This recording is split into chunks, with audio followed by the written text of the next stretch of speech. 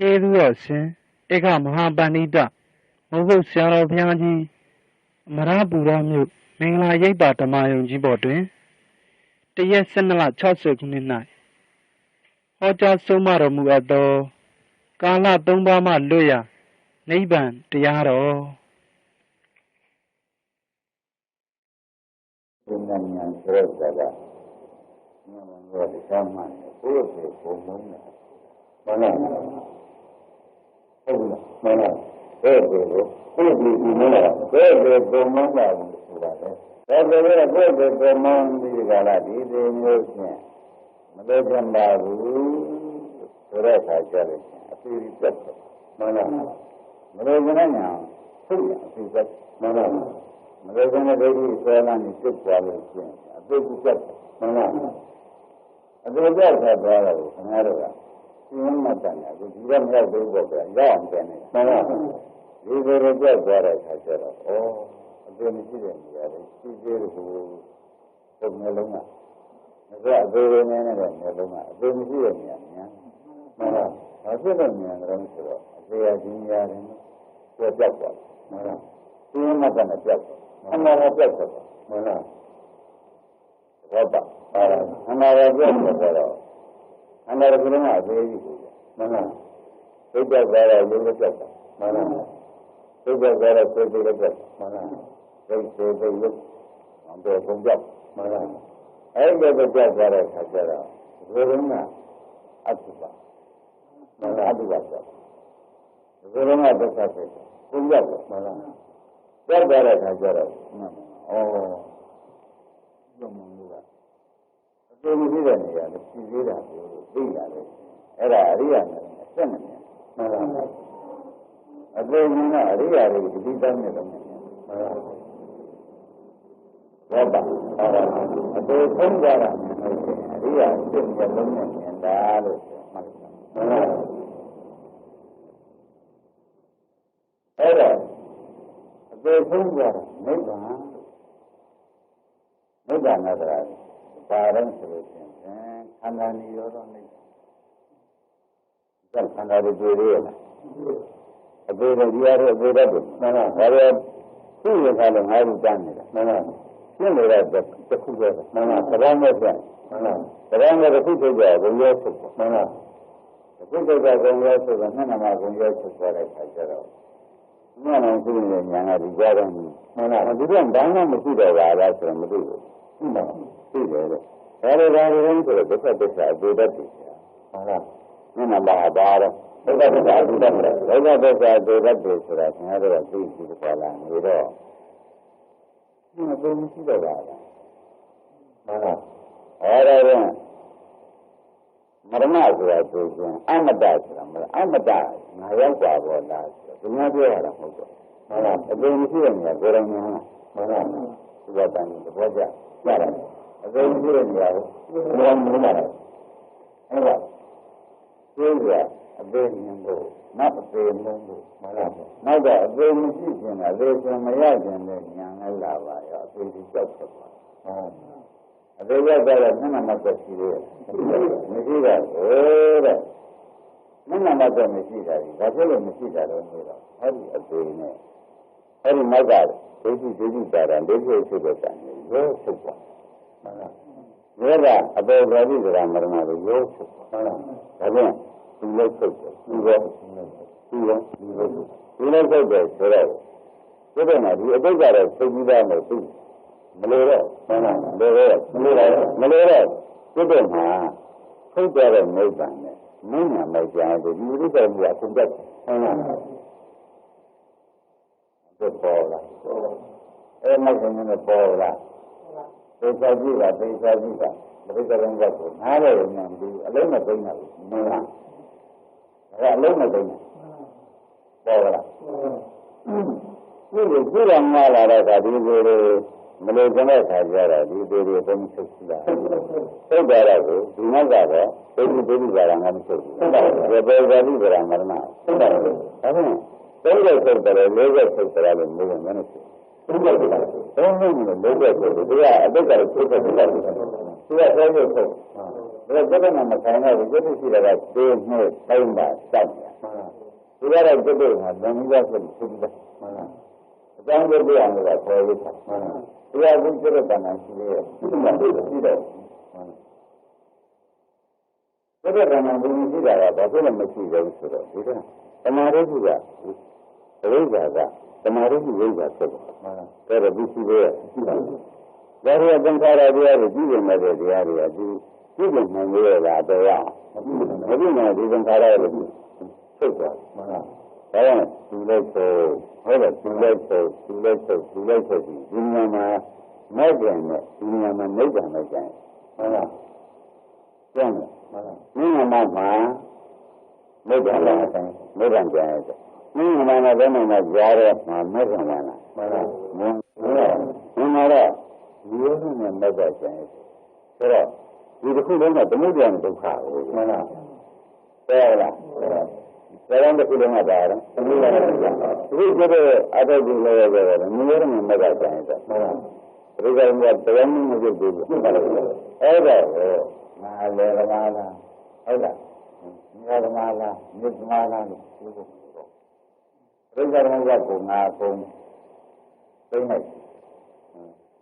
တယ်ဟုတ်လားပြိဿဓမ္မကသိနေအဲ့တော့ညမောင်ကြီးရောက်လာတယ်ဥပမာကြီးရောက်တဲ့တန်ကြီးရောက်လာပြိဿဓမ္မကဟာတယ်ဘယ်လိုမှမသိဘူးငါလည်းညာမသိဟုတ်လားဒီရဟောလို့တော့မှဖြစ်တယ်ပြိဿဓမ္မကဒီမျိုးကလုံးသိနေတာဟောလို့တော့ပေါ်ကြဒီသိနေမှာပေါ်လာပေါ်လာသိရတဲ့ဖြစ်တဲ့နေလေဆိုတော့မသိဘူးဟုတ်လားမသိဘူးဒီကမှန်းတယ်မသိဘူးဟုတ်လားဒီလိုဆုံးရတာကြတာကိုတဲ့ဒီပါကြံလို့ပြောရတယ်ဒီကမပြောတာအကုန်ဖြစ်တယ်ဟုတ်လားဒုက္ခမပြောတာဟုတ်လားဖြစ်ဘူးလားဟုတ်လားဒုက္ခမပြောတာဆိုတော့ဒီကမိစ္ဆာဖြစ်သွားတယ်ဒီကအမှုရာဒုက္ခသစ္စာဟုတ်သေးတယ်ဟုတ်ပါဘူးဒီကမပြောတာသစ္စာဖြစ်ဟုတ်လားဒီကဘာဖြစ်သွားဒီမေတ္တာသစ္စာဖြစ်တယ်ဒါလည်းမကတော်တော်ကိုရှိသေးတယ်ဒါသုံးနဲ့ပြလေးလည်းပြဟုတ်လားဟုတ်လားဒီကဟာတွေမကသစ္စာတွေမှာသူရမ်းမှန်လို့ပြီးတော့တဏှာတို့ကဝိဇ္ဇာကလည်းအဝိဇ္ဇာကလည်းဝိဇ္ဇာဖြစ်တာဝိဇ္ဇာကိုသင်္ခါရကလည်းအသင်္ခါရဖြစ်တာအသင်္ခါရဖြစ်တာကိုဒီမှာဒီရမှာမကရင်ကျန်ရတဲ့ဒုက္ခသမုဒယဝင်သုံးမှန်လားဒါမလွယ်ဘူး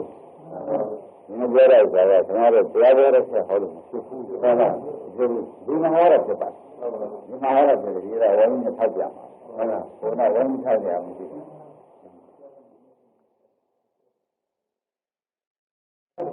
အဲ့ဒါလည်းအရင်ကငါးပါးဓမ္မကြီးအင်္ဂရဓမ္မကြီးဘုရားတာဒီလိုပြောလိုက်သိလေးကြည့်တယ်ဟုတ်လားသိကြည့်တယ်ဒုက္ခဓမ္မပြန်လို့ဆိုရင်ဟုတ်လားဒုက္ခဓမ္မတတ္တဓမ္မဝိရိယဓမ္မပရိယတံဓမ္မသိမှဘူးလို့ဆိုဟုတ်လားဝိရိယဓမ္မဝိဇာရကပတ်တယ်ဆိုတော့ငါရောင်းနေရဒီတော့ငါနိဗ္ဗာန်မြင်ထားပြီဟုတ်လားဆိုတော့ငါဒီကံကလေဓမ္မလည်းဟုတ်တယ်ဘူးမှန်လားဟုတ်လားမှန်လားလေကမာရမုံမေကမာရမြေကမာရဟုတ်တယ်မဟုတ်တယ်ဘူးဆိုတော့ဘာတိကံကိုကျမ်းနေလို့ခင်ဗျားတို့ပြောရတယ်မေးရမှာမေးရမှာသစ္စာမရသစ္စာပဲကျမ်းတယ်မေးရသစ္စာနဲ့မဟုတ်ဘူးအဲ့ဒါဒီပြိဿကံကဝိုင်းကြီးအာလုံးအတွက်ဟောတယ်ဘုရားတဲ့ပုဂ္ဂိုလ်အတွက်ဟောတယ်ဟုတ်လားအလုံးစုံတဲ့ပုဂ္ဂိုလ်ကမှအဝိဇ္ဇသိဟုတ်လားဘာသာရှင်းတ်အလုံးစုံတဲ့ပုဂ္ဂိုလ်ကမှအဝိဇ္ဇသိတယ်အဝိဇ္ဇသိတယ်လို့မှတ်လိုက်တယ်အဲ့ဒါမှလည်းပြောမလို့ဘူးတဲ့လို့ကဒါကလည်းဒီခါပကြဟုတ်လားဒီခါပကြဒါကလည်းဒီခါပကြဟုတ်လားအားကြောင့်ဒီခါပကြလို့တဲ့ဒီကိစ္စလည်းရှိတာမလို့ရင်းလိုက်ဒီဒုတိယဆက်ကလည်းကြောက်ဆက်တယ်ဟုတ်လားဒီကြားရလည်းမောက်ရလားဒီရလည်းမောက်ရတယ်ဒီဆက်ကလေးလည်းပြတ်သွားပြတ်သွားတယ်ဆိုတော့ဒီမဲ့ဆက်တယ်ဆက်တယ်ဒီနဲ့မဆက်နဲ့ဒီရဆက်ဆက်တယ်မရတော့ဘူးတဲ့သက်ကိုရပြတ်သွားနောက်ဒီကမတ်တော်လာတော့မတ်တော်လာတော့ဒီကမိတ်တန်ဆက်သွားတယ်ဒီကလည်းသင်္ခါရတော့မဟုတ်တော့ဘူးဟုတ်လားဒီကလည်းဒီကလည်းကမှုရဲ့သစ္စာမဟုတ်တော့ဒီကလည်းဒုက္ခသစ္စာဟုတ်တယ်မဟုတ်တော့ဘူးဆိုတော့ပရမသစ္စာလည်းသူကအကုန်ကြောင်းတယ်မှန်လားဒါက အဝိဇ္ဇာကလည်းမဲ့ကမဲ့ဝင်သွားတယ်ဝိဇ္ဇာသွားတယ်သင်္ခါရကလည်းအတ္တရတာသွားဖြစ်တယ်ဘယ်လိုကြလဲဒါကြောင့်ဝိသင်္ခါရကတံစိတ်တံတဏှာမံဆရာမိစ္ဆာနဲ့သွားတော့ဝိသင်္ခါရကတံစိတ်တံသင်္ခါရကျင်းသွားပြီကွာဒီကသင်္ခါရလို့လို့ပြောတယ်မလို့တော့တဏှာမံဆရာမိစ္ဆာလေဒီကဒိဋ္ဌိဖြစ်တဲ့သနာပုံစံအဲ့ဒါဘယ်လိုကံကြမလို့ဆိုတော့မနနေကြတဲ့တော့ဝိသင်္ခါရကတံစိတ်တံဆိုတာဒါပြောက်တာပြောတဏှာမံဆရာမိစ္ဆာဆိုတော့ဒါပြောက်တာပြောဟုတ်လားကျွန်တော်တို့ဘုရားတက်တဲ့မှတ်နေတယ်ဘယ်လိုလုံးရဲ့ဒီဘာပြောင်းလို့ပြောရင်းနေတယ်ဘုရားနေရတဲ့နေဆိုရတယ်ဘုရားတက်တဲ့နေရင်းယူနေတာဘုရားတက်တဲ့မှာမဟုတ်ဘူးဒီဟာဒီစက်ဟုတ်ကြဒါတော့လည်းအဲဒီဥစ္စာဘယ်လိုပုဂ္ဂိုလ်နဲ့ရတဲ့ပါလဲ။နိရောဓနဲ့မက်ကဘယ်လိုပုဂ္ဂိုလ်ရတဲ့ပါ။နိရောဓမက်ကရမှာလေအဝိဇ္ဇသိမ့်တယ်။မှန်ပါ။ဒါရီအတန်နေလို့ရ။မှန်ပါ။သင်္ခါရအတန်ဟမ်။မှန်ပါ။ဒီဇာတိကရမရဏအကွက်တွေပဲရှိသေးရလား။ဒီကအဝိဇ္ဇာနဲ့တဏှာအဝိဇ္ဇာတဏှာဒီဝင်လေးလည်းရှိသေးရလား။အဲဒါဝင်လေးကြီးလည်းမရှိတော့ဘူးဒီကြောင်းတွေတော့မရှိဘူးတန်တက်ဆိုတက်ကြည့်တော့အဲ့ဒါတွေဘုရားအဲ့ဒီဘုရားကအဲ့ဒါကဒီနေ့တရားနာရတော့ဘုရားကဝိုင်းကြီးဟာကဘယ်လိုပုဂ္ဂိုလ်တက်ပြပါလဲမလား။အိုးအလုံးကြီးတဲ့ပုဂ္ဂိုလ်တော့ဟောတယ်။ကျန်တယ်ဘယ်ပုဂ္ဂိုလ်တော့ဟောတယ်။အလုံးကြီးတဲ့ပုဂ္ဂိုလ်တော့ဟောတယ်။အလုံးကြီးတဲ့ပုဂ္ဂိုလ်ကမှ၄၀ဆုံးကြတယ်။အလုံးကြီးတဲ့ပုဂ္ဂိုလ်ကမှ၄၀ဆုံးကြတယ်။ပြောရမှာပဲတဲ့။မလို့ခင်ဗျာဒါတွေကမြဲတဲ့သစ္စာသွားဖြစ်မှန်လားဒီကြတဲ့ဟာတွေကမဂ္ဂသစ္စာသွားဖြစ်တော့ဟဲ့တဲ့ဒီမှာတော့ပြိဿဘုံကဝမ်းကြီးကသမုဒ္ဒရာနဲ့ဒုက္ခပဲပါမှန်လားတောက်ကြည့်ဒုက္ခဆိုတော့သမုဒ္ဒရာနဲ့ဒုက္ခပါသမုဒ္ဒရာနဲ့ဒုက္ခတာပါအဲ့ဒါကိုမင်းနဲ့တော့မှဌာနမရှိတော့ဘူးဌာနမရှိတဲ့နိဗ္ဗာန်ကိုမင်းနဲ့တောင်းကြမဂ္ဂသစ္စာဝင်ပြီးမြင်လိုက်တဲ့အခါကျတော့ဟိုနိရောဓနဲ့မဂ္ဂသစ္စာရင်တော်လားတဲ့နိရောဓနဲ့မဂ္ဂကျန်တော့သုတ္တိကရဏုကကြီးဒီမှာတော့ခါတော့ကြီးပုံပါတော့လားဆိုတော့ဘုဒ္ဓံကပုံတာကိုပြောဘုဒ္ဓံကကိုပုံသွားတာကိုဘုဒ္ဓံ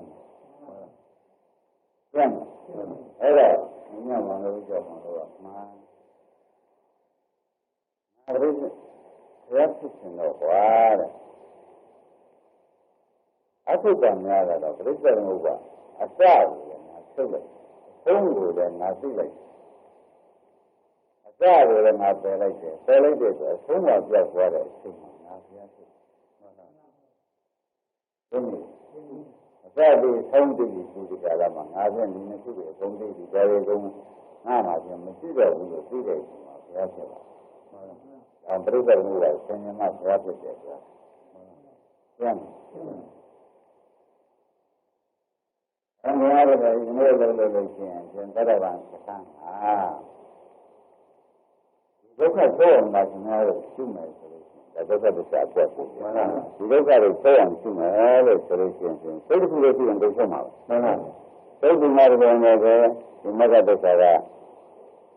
မက်စစ်ဖြစ်လာလို့ရှိရင်ရှင်ဒီတရားမျိုးကုန်ပြောက်မှန်လားကြောက်ဘူးလားဟုတ်ပါဒီဒုက္ခကမြဲရတာဖြစ်မှန်လားအဲ့တော့သမုဒိယမျိုးကိုမဂ္ဂရာပုံပဲဖြစ်ဆိုင်မှန်လားသမုဒိယမှာအကျိုးတရားတွေကိုကြံသေးတယ်တန်ခါပါဒီလိုဝိဇ္ဇာကတော့ဘာဖြစ်သွားလဲဝိဇ္ဇာဖြစ်တာသင်္ခါရကတော့ဝိသင်္ခါရပဲဝိသင်္ခါရကတန်စိတ်တံသမารမိုက်ကံစိတ်ကဝိသင်္ခါရကတန်စိတ်သင်္ခါရကျင်းတဲ့စိတ်သမารမိုက်ကတန်ဝိသင်္ခါရကတန်စိတ်တံဓမ္မမံဆရာမကတာဒါတို့ပုံမှန်ကြီးပုံလို့လားဘယ်လိုနဲ့နဲတယ်ဆိုတော့ဥပဒ်ရင်းနေတယ်ဒီကမလို့ပါအဲဒီကသာဝကြည့်တယ်ခက်ကြည့်ဟုတ်ပါလားဒါပြောကြတာခက်ကြည့်လို့ဒီမှာသူပေါ်လာဒါဖြင့်ဒါဒီနေရာမှာနိဗ္ဗာန်ကိုခင်ဗျားတို့အခုမြင်နေရတော့ဘယ်ဒါဒီဒုက္ခတွေချုပ်သွားပြီဒါတွေမဂ္ဂသစ္စာနဲ့မြင်တော့ဘယ်ပုဂ္ဂိုလ်များမြင်ပါလို့လဲ ရိယာမျိုးလုံးစရပြီးအရိယာမျိုးလုံးအစွတ်စွတ်သွားတဲ့ပုဂ္ဂိုလ်မှာမြင်တာဒါဆိုရင်လည်းကိုမြင်တာပေါ့မှန်ပါဘူးကျန်ပါဒါဖြင့်နိဗ္ဗာန်မြင်တဲ့ပုဂ္ဂိုလ်များသူများကြောင့်မြင်တာလားကိုယ်လုံးနဲ့ကိုမြင်တာဒါပြန်မျှပေးလို့မရဘူးမှန်ပါဘူးမျှပေးလို့မရဘူးမဲ့ကိုမျှပေးလို့မရဘူးမှန်ပါဘူးကျန်မလားကျန်ပါဘူးဒါကဒီကမှလည်းဗာမရယ်စဉ်းစားပါတဲ့သူများဆိုတော့ကိုယ်လုံးမှာကိုမြင်တဲ့နိဗ္ဗာန်ဆိုတာသိပြီလားမှန်ပါဘူးအေးဒါကမာနကုသိုလ်ဒီလိုကုသိုလ်တော့ဟုတ်ဒါနကုသိုလ်ဒီလိုကုသိုလ်ဆိုမျှပေးလို့ရဘူးမရဘူးကိုယ်ကမှတော့ပန်းကိုယ်သာလှတာလေဒီမှာဘယ်တော့မှမလှဘူးမှန်လားဘယ်မှာကျန်ကိုယ်ကပန်းထားတော့ကြောင့်ကိုယ်သာလှတာလေဒီမှာမလှဘူးမှန်လားကျန်တယ်ဒါတော့ဖြင့်နိဗ္ဗာန်ကြောင်းကိုဒီနေ့ပြောတော့မယ်နိဗ္ဗာန်ဆိုတာဒီကြောင့်မလို့မှတ်လိုက်မှန်လားကြောက်တောင်ကြီးတစ်ခုရှိတယ်ကြောက်တောင်မှန်လားနော်ကြောက်တောင်ကြီးကိုရှိပြီးဒီကလာနေတယ်ဒီကြောက်တောင်ကြီးကဒီလိုဘုံဆက်တုံးလိုက်ဆိုတော့ကြောက်တောင်ကိုပူကြည့်ကြတယ်ဒီမှာပူကြတယ်ကြည့်မပူကြဘူးပူကြပြီးတော့ညမှာကျေကျေကြီးရမှာညဘာလို့ကိုအောင်ဖို့ပေါ့ဗျာကိုကာကွယ်ဖို့ပေါ့ဗျာဟုတ်လားသူကဒီကြောက်တော်ကြီးကမသိရင်ကလိုင်းကြီးခေါင်းကြီးအောင်းရရှိသလားလို့မေးရမင်းပြောတယ်ဒါဖြင့်ဒီရဲ့ပုဂ္ဂိုလ်လုံးဝပြောကြကြောင်းရှိဟုတ်လားဟုတ်ကြဒါဖြင့်ဒီနေ့ကဟာတဲ့မှတ်လိုက်ပါတော့တဲ့သစ္စာပံကာလမှာမရှိဘူးမကြည့်တဲ့ပုဂ္ဂိုလ်ဟုတ်လားအတိတ်ကာလကလည်းမရှိတယ်မရှိဘူးနာဂကာလမရှိတယ်ဒါကြောင့်နိဗ္ဗာန်ကာလသုံးပါးလို့ဟုတ်လားသစ္စာပံကာလရှိနေလို့ရှိရင်ဒီလုံးကအောင်ပါပေါ့ဟုတ်လားဘူးတဲ့ပုဂ္ဂိုလ်မှာအောင်မရဟုတ်လားဘူးလို့ဘူးအောင်မရဒီကရှင်းနေလို့ရှိရင်နိဗ္ဗာန်ဟာဒီကလေးကိုရောက်ပါဟုတ်လားဒါကြောင့်ဒီကလည်းမရှိသေးတော့အတိတ်မှာနိဗ္ဗာန်ဟုတ်လားအနာဂတ်မှာလည်းမရှိပါဘူးဒီကုက္ကမှာလည်းမတူတဲ့ပုဂ္ဂိုလ်မှာမရှိပါဘူးခင်ဗျားတို့ဖြစ်ပြကိုနှုံးသွင်းနေတာကုပ္ပရဲ့ပြီးနေတာဟုတ်လားနိဗ္ဗာန်ကြီးကပေါင်းတယ်လူပြောင်းတယ်ဟုတ်လားကားဆွဲတာဟုတ်လားဒါကြီးပေါ်အောင်လည်းခင်ဗျားတို့ဖြစ်ပြလို့ဟုတ်လားဒါပူတူးဟုတ်လားပူတူးနေတဲ့အခါကျတော့ဒီကူကြီးရတာအသေးလက်တဲ့နေရာပါလားဆိုတော့ခင်ဗျားတို့ရဲခြင်းနဲ့နေလို့ပေါ့ဗျာဟုတ်လားဒါတော့တန်ဖိုးလို့ကြာကြဒီကတော့ကအပေါ်ရမင်းကြီးဘယ်ရတဲ့ဘုံကံနဲ့ဆောင်းမှရမရှိဘူးဟုတ်လားဆိုပြီးစိတ်ကြလက်ချကိုယ်ပေါင်းရကိုယ်လေးရမ်းရကိုယ်ကာဝေးဟုတ်လားမရှိဘူးလားဟုတ်ပါဘူးဒီကာဝေးရမယ်တဲ့ဒီရဲ့ပုဂ္ဂိုလ်ကာဝေးဟုတ်လားဒါတော့ခင်ဗျားတို့ဒီပြမြောင်ရှိဒီပြမောင်ရှိဒီပြဆောင်းရှိဆိုတော့ခင်ဗျားတို့ကာဝေးခင်ဗျားတို့ချမ်းဟုတ်လားငါတို့ကလည်းခင်ဗျားတို့ရှားကြည့်ကြတာနေတော့ကာလသုံးပါးလက်ပါတယ်လို့ပြောမှန်လားတော်ပါလားမမနေတော့ကာလသုံးပါးလက်ဒီလိုကြီးကလည်းကြောက်တော့မှန်လားငါတို့ကပြောရတယ်သူတွေကပေါ်လာအဲ့ဒါမန္တလေးတိတ်တိတ်ရှင်းနေလာပြီးခေါင်းကြီးမရှိဘူးအနာဂတ်မှာသူ့ထားနေတာပဲရှိရတာရှိပါဘူးသူကကံကဘူးပြီးတော့ဘုရားလာတယ်ငါကတောင်းတယ်မှန်လားဟုတ်တယ်သူကြီးနဲ့မှန်လားဒီလိုရမနေဘူးလားဒီလိုလိုက်အဲ့တော့နိဗ္ဗာန်ဒီညမှာမေးပြီးသေချာလာရှိနေတာတော့မေးမနေပြောဘူးဒီမှာလည်းပြီးမှာပေါ့ပြီးမှာပေါ့ဒီမှာပေါ်လာလေးရမယ်ရမှန်လားဒီတိုင်းပါပဲတဲ့နိဗ္ဗာန်ဆိုတာဒါတော့ပြီးလိုက်တဲ့အခါကျတော့ဒီခါစဉ်းစားအောင်ကြောက်သားနဲ့အလားဟင်းနဲ့ပြီးရလားလို့မေးတယ်ပြောခါမှာဟုတ်လားသဘာဝသဘာဝတမျိုးဒီလိုမျိုးကသဘာဝသဘာဝတမျိုးပြီးထားတဲ့နိုင်ကြီးကအလားဟင်းတမျိုးဆိုတော့ဟိုတဲ့နိဗ္ဗာန်ကြီးတဲ့ခင်ဗျားတို့ပြုလုပ်ထားတဲ့အနာတိကသမထစေရနာနဲ့မရှိဘူးသတ္တမင်းနဲ့မရှိဘူးငါတို့အထုတ်ကြတော့မိုက်စိတ်နဲ့လည်းမရှိဘူးမိုက်စိတ်ကဖြစ်တယ်မှန်လားဓမ္မဝိဒတွေကဖြစ်တယ်အဲ့ဒါတွေနဲ့မတူတဲ့အခေါင်းကြီးပေါ်လာတယ်ပဲဘောကလေးချမ်းမှာပေါ်လာတယ်ဓမ္မဝိဒသမထ ဥပဒနာဆိုတော့သင်္ခါရပစ္စည်းတွေနဲ့လည်းခဏခေါင်းကြီးနဲ့တူရတာမတူပါဘူးမတူဘူးနော်ဒါပြန်သင်္ခါရနမိတ်မလုပ်ဘူးလားလုပ်ပါလားသင်္ခါရနဲ့သူ့ကိုတူသေးရဲ့မတူဘူး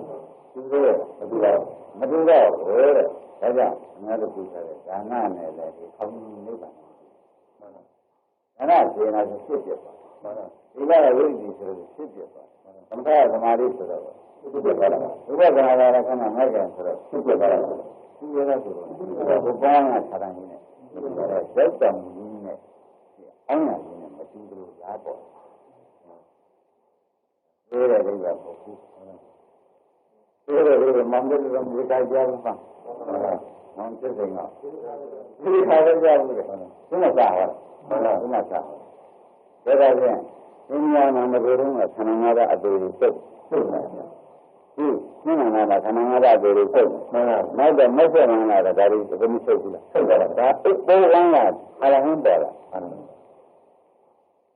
မပြေရနေရဆိုပြီးဒီညပေါ်လာမှန်လားမပြေရပြေရနေရမှန်လားဒီမှာပါတော့မပြေရဘူးအခုဒါတွေလုံးစုပ်ကြတာဒါပါဖြစ်တာမပြေရနေဖြစ်တာဆင်ရတယ်ဒီဘောင်းကယူဆင်ရတယ်မြန်ထားမှန်လားမပြေရနေတာပဲမှန်လားဘယ်ရတာကြောက်တယ်ကြီးပေါ့မှန်လားအခုဒေကြကျွန်တော်တို့မနဲ့သူ့စားလိုက်တဲ့အခါကျတော့ဒီလိုပါတော့ဂုံဒုက္ခတွေပုံကြတော့ဘောင်းကဆန္ဒကြီးဖြစ်မလားဘူးဒါကလည်းတော့ဒီကနှိမ့်မှန်လားထုတ်ကြလို့ရှင်ဒါပါကောင်းဒါရပါကောင်းမညာအဲ့တော့မညာရှိတဲ့ပုဂ္ဂိုလ်တွေဘောင်းရမှန်လားကိုယ်ဉာဏ်ရှိတဲ့ပုဂ္ဂိုလ်ဘောင်းဒီစရဏဉာဏ်ရှိတဲ့ပုဂ္ဂိုလ်ဘောင်းရဆိုတာဒါကြောင့်ဒီကဆုံးရှိရမယ်ဆိုတာဘောင်းရပြရလို့မှန်လားပြောမလားဒါတော့ဖြင့်ငါတို့လောက်တဲ့တရားနဲ့တော့ပေါ်လာတဲ့တရားနဲ့သူဟာလည်းလားလို့ပြောကြတယ်ဘယ်နဲ့မရှိပါဘူးဘုသင်္ကတရားမှန်လားဒီကပေါ်လာတာအတ္တတရားအတ္တတရားမသိခင်မှလည်းပေါ်လာတယ်နာနဲ့တွေ့ကြတယ်ခေါင်းကြီးဖြစ်တယ်မှန်လားပေါ်လာဒီလိုနဲ့ဖြစ်ဟုတ်လားဟုတ်ပါလားဒါကကအတ္တတရားငါတို့ပြည့်စုံတဲ့တရားတွေကသံဃာတရားဒါဖြင့်သမတတရားတွေလုပ်ပြီးအတ္တတရားရှိဘူးမှန်လားဘောကြဆရာသံဃာတရားတွေလုပ်ပြီးအတ္တတရားရှိပြီးအတ္တတရားရှိပြီးတော့သေရတဲ့တရားတွေနဲ့မသေရတဲ့တရားကျွန်တော်တို့ရင်းပြီးမှန်လားဟုတ်လားဟုတ်ပါလားသေရတဲ့ဒါနသေရတဲ့သီလမှန်လားသေရတဲ့သမထသေရတဲ့ဝိပဿနာတွေနဲ့ရင်းပြီးမသေးရဘူးကျွန်တော်တို့အရာမှန်လားဒါတော့ဒီတရားတွေကကျဲတယ်ကြားတယ်မှန်လားဗမဏနာဆိုလို့ရှိရင်ဒီအသက်ချတာမပြောဘူးဒီကြောင့်နားဆိုတယ်မသိတော့အမှန်ပြောရင်တော့ဒီတဲ့အခုတော့ကျမ်းလားဒီမှာသေရတဲ့တရားတွေနဲ့ကြာပြီးမသေးရပါလားမှန်လားဒါနဆိုတာပါလေသေရတဲ့တရားသေရတဲ့ဖြစ်ဖြစ်မှန်လားသေရဒီကဝိပ္ပိဆိုတာဒီကတရားသေရတဲ့တရားသေရသမထဓမ္မရီဆိုတာဒီကတရားဝိပဿနာဆိုတာဒီကတရားသေရတဲ့တရားနဲ့ရင်းနှီးပြီးကြတာမသေးရရဟုတ်လားဒါကြောင့်သံဃာကသိသိပြုလိုက်တယ်အတ္တန္တရမှန်လားဒါသံဃာကသိစွာတာနဲ့ဒီမှာသိစွာရတော့ကိုကြီးပေါ်ညာဆိုတဲ့အတ္တန္တရမှန်လားကျမ်းလားဒါဖြင့်နိဗ္ဗာန်အတ္တန္တဓမ္မဆိုတော့ပေါ်သွားမဖြစ်ဘူးပြည့်တယ်မရှိတဲ့တရားဆိုတော့ပေါ်သွားမှန်လားငါတို့ကအထုံးတာသံဃာတရားမှန်လားနိဗ္ဗာန်ကအတ္တန္တတရားဘယ်မှမဖြစ်ခြင်းပဲနဲ့အငြင်းနေတဲ့တရားဆိုတော့ငါတို့ကျမ်းဒါနကုတသမထတွေကပြည်နေတယ်ဒါနကုတသမထအရေးကိုသူချက်ပါလေမပါဘူးအမှန်ကြီးပေါ်လာတာမပေါ်ဘူးပေါ်လာတာဟုတ်လားကျမ်းသမထကြောင့်ရများဆိုတော့သမထအရေးပါရလားမပါဘူးနိဗ္ဗာန်ကဒါတော့ဒါကြောင့်သူအတ္တန္တဓမ္မလို့ဆရာဟုတ်လားဒါတရားအတ္တန္တမပြည့်စုံတဲ့နဲ့အခိုင်ရတဲ့တရားဟေးဆိုပြီးကြတယ်ဒီလိုပြောလာတာမှန်လားဒီစိတ်ခုတ္တမှာလားဟုတ်လားဟုတ်လားဒါရင်ငါတို့ဒီဥပဒနာလိုက်နေကြတာဘာလို့လဲကိုပေါ်ကကိုလူကဖြစ်တဲ့ဒီတူးနေတဲ့နဲ့ဒီလိုမ တူတဲ့ပုဂ္ဂိုလ်မှာရပါတယ်ဒါဖြင့်အလကားနေစူတောင်းနေတဲ့ပုဂ္ဂိုလ်တော့ဒါကြောင့်မရဘူးဟုတ်လားရပါဒီပုဂ္ဂိုလ်ကိုနားတော့တရားနဲ့မကိုင်နဲ့ဘောပြားနဲ့မကိုင်နဲ့ပုဂ္ဂိုလ်ကြီးပေါ်စီပြီးဟုတ်တယ်နာဘောကသူပုဂ္ဂိုလ်ကြီးပေါ်စီပြီးရမလားမရဘူးနိဗ္ဗာန်ဒီလိုလုပ်လို့မရဘူးနဲ့ဥပဒနာမတင်ဘူးဒါနနဲ့သူ့ရဲ့ဒီကနေ့ဒီကံထားနဲ့ဒီကဥပဒနာနဲ့သူ့ရဲ့သူ့လိုက်တော့မှပေါ်လာဟုတ်လားပေါ်လာတယ်မဲ့လည်းသူ့ရတာကသမထဟုတ်လားပေါ်လာတာကအတ္တကအဲ့ဒါကြောင့်နဲ့သမထတရားဒီနဲ့အထုပ်လို့ညာတော့လေအထုပ်တော့အထုပ်တာပဲပေါ်အတ္တကပေါ်ဟုတ်လားပေါ်တော့အတ္တကပေါ်တာဒီလိုကဘာနာသူသက္ကရာရားလို့ပြောတယ်ဒါသမထအရင်နမိတ်ဒီချက်ပါရဲ့အတားတော်ကိုဘာသူကြီးတဲ့ကဘယ်ကြမှာပါလဲအာရဟင်းကြီးချင်းပါသေးပါတော့တောင်းမင်းတွေပါသေးလားပါတော့မပါတော့ဘူးပေါင်းတယ်သူကပါနေမှန်လားဟုတ်လားဒါပြန်ဘုရားရှင်ကရမေကြီးဟောတဲ့သင်္ဃာဓမ္မနဲ့အသင်္ဃာဓမ္မလည်းရှင်းမှန်လားသင်္ဃာဓမ္မဆိုတော့ခင်ဗျားတို့သိကျင်လို့ခေါ်တဲ့ယုံနာဓမ္မတွေကိုပါခေါ်ကြသင်္ဃာဓမ္မအသင်္ဃာဓမ္မဆိုတော့ဘယ်သူမှမသိကျင်ဘဲနဲ့ပေါ်လာတဲ့ဓမ္မပေါ်လာတဲ့ဆန္ဒကြီးကိုအသင်္ဃာဓမ္မလို့ခေါ်ပါတယ်မှန်လားအလိုလိုပေါ်ကြရတော့မေးကြတော့လေသင်္ဃာနဲ့ရှိမှမှန်လားပေါ်လာသင်္ဃာဒီချက်ဝင်သေးကြလို့မေးကြတော့မဝင်ဘူးဆိုတော့နိဗ္ဗာန်သိချက်ကိုအသိအမှန်ချက်တယ်ဆိုတာပေါ်လာဘူးလားပေါ်လာတယ်အဲ့ဒါဉာဏ်နဲ့ကြည့်တဲ့အခါကျတော့မှလက်ကိုကဘုန်းကြီးကပြောလိုက်သမာဓိဆိုတာဘယ်ရမလဲကြည့်ကြမှန်လားသမာဓိတော်မှာသစ္စာမှန်တတ်တယ်သာပါနော်မှန်လားသမာဓိနဲ့ခိုင်းတဲ့နိုင်ဟုတ်လားဘယ်မှာမှမပြောရဘူးဆိုရင်တော့ပြန်လိုက်တာမှန်လားသူ့ရလားမသိပါဘူးသမာဓိနဲ့သမာဓိနဲ့ပုံများဆိုသမာဓိအရင်ကိုပါရတာပါပါဒီကမှလည်းသမထရနဲ့ပြည့်လို့များဆိုတော့ဒီအောင်ရပေါ်မှာဖြစ်တဲ့နိဗ္ဗာန်ဒုက္ခဖြစ်တဲ့အပေလေးတဲ့နိဗ္ဗာန်ကြီးဟာသမထနဲ့လုံးဝမတူဘူးမှန်လားသမာဓိနဲ့ဓမ္မမတူဘူးမှန်လားရှင်းမလားသမာဓိနဲ့သစ္စာပန်းကြီးမတူဘူးဒီမှာလဲဒါနဒီလကံသာဥပဒနာနဲ့နိဗ္ဗာန်မှန်လားဥပဒနာကြီးကြည့်ရတာသူကပေါ်မှာတစ်ခုပေါ်လာမှန်လားဟုတ်ပြီလားဘယ်အားစိတ်ရမှန်လားသူအားမစိတ်နဲ့ပေါ်အဲ့ဒါနိဗ္ဗာန်ဆိုတဲ့တရားဒီကားလို့ရှိရင်အတ္တငတဆိုတာလည်းရင်းကြမှန်လားနော်ပေါ်ညာလည်းကိုယ်သူမှကိုရတယ်ဆိုတော့သိတာလို့ပြောတော့အလုံးမလုံးတဲ့ပုဂ္ဂိုလ်များမှာရနိုင်ပါမလားလို့ဥပမာများမှာဥပဒံလို့ပြောရတယ်မဟုတ်ပါဘူးအဲ့ဒါဘယ်လိုသူတောင်းနေလုံးယူกว่าသူတောင်းနေလုံးယူกว่าမှန်လားပြောရတယ်တောက်တော့မှန်လားအဲ့ဒါဒီမှာလည်းဘောင်းရဖြစ်မှာပေါ့မှန်လားဟုတ်ပြီလားမှန်လားအားလုံးဒီတဲ့ပုဂ္ဂိုလ်ဘောင်းရမရနိုင်ဘူးအရနိုင်လို့ဆိုတာသဘောကျဘယ်လိုကရမကြီးပါရမီဆိုတာပြောတော့တယ်သုံးတယ်မှန်လားဘောရိကနဲ့စေကနာမှာမဲ့ခင်အလုပ်တမလုပ်မှန်လားနိဗ္ဗာန်ကိုမရဘူးဆိုတော့သိတာမှန်လားသူမှမဘူးမှန်လားဒါကြောင့်ဟောရဲအဆံအကြောင်းကိုဖြစ်တယ်ဒါကြတော့မဲ့ခင်နဲ့သူ့ဆောမှာမှန်ပါလားဘောင်းရပေါ်လာမှန်လားသဘောကျအဲ့ဒါဘယ်လိုမျိုးလဲလို့ဟာချင်းကိုဘောင်းရကိုရှာတော့တာကိုဝိညာဉ်ကိုကိုရေးတွေကဒီဆက်ရောက်လို့ရှင်မတည်တော့မှန်လားဟိုတော့မနာတော့ဒုက္ခပုတ်တဲ့နေရာအဲ့ဒါကိုယ်လို့ကိုကြည့်ပြီးလုပ်တယ်မလုပ်တယ်လုပ်ပါလားဘောကြဟုတ်ပါဘူးဒီလိုဒီကားလို့ဆိုလို့ရှိရင်သတ္တန်တရားလုံးဒီလိုကြည့်ရတယ်ဆက်ရတယ်ဆိုတော့ခင်ဗျားတို့ကမသိတော့ဘူးဘယ်တော့မှမဆောင်ဘူးဘယ်တော့မှကိုယ်ပေါ်ရမချမ်းဘူး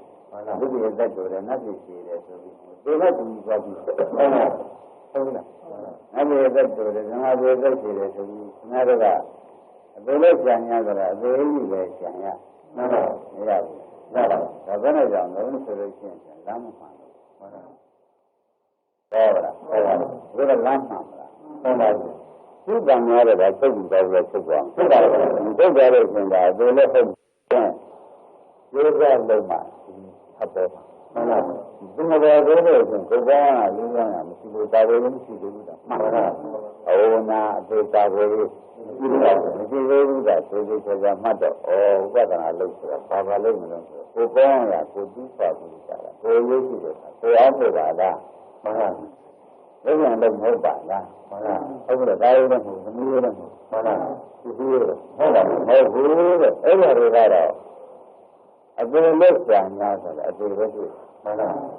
ဘယ်ရတော့အပေလို့ဆံလို့အပေလို့တွေ့မှန်ပါသဘောပါအဲ့ဒါကြောင့်အထုတက်ရှိပြီးလည်းနိဗ္ဗာန်နဲ့ပြီးသွားပြီအထုမှရတယ်ဆိုတော့လည်းပေါ်သွားတဲ့အတွက်ခဏတည်းဒီစိတ်ဓာတ်ဥပဒနာကိုဉာဏ်ရှိဘောရှိဘောရှိဘုံမှာဒါလိုရှိသေးရဲ့မရှိပါဘူး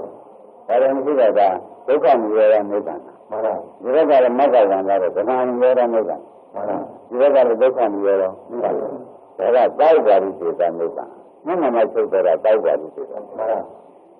လဲမှန်မှချုပ်တော့တာကအနုပါလိစေတနိဗ္ဗာန်ခန္ဓာဆုံးမှမှာတွေ့ရမှန်ပါဒီကခန္ဓာရှိတဲ့ဉာဏ်မှနိဗ္ဗာန်ဒါကခန္ဓာဆုံးမှရမယ်ဒီမှာကဟုတ်လားဘယ်ဝင်နေပြီးတော့ရောင်းသာဓုသာဓုသာဓု